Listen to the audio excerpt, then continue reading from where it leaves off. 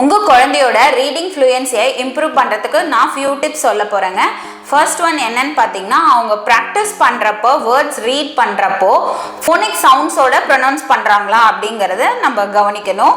அதே மாதிரி ஃபோனிக் சவுண்ட்ஸோட சொல்கிறப்போ அவங்க வந்து வித் ஆக்ஷன்ஸ் அண்ட் எக்ஸ்ப்ரெஷன்ஸோட சொல்கிறப்போ அவங்க வந்து இன்னும் ஆக்டிவாக லேர்ன் பண்ணுவாங்க, ஆக்டிவாக ரீட் பண்ணுவாங்க.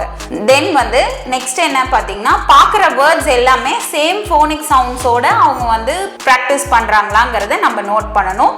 தென் வந்து டெய்லி சொல்கிற வேர்ட்ஸ் எல்லாமே அவங்க சேம் அந்த சவுண்ட்ஸ் வச்சு ப்ரொனவுன்ஸ் பண்ணுறாங்களாங்கிறது நம்ம செக் பண்ணணும்.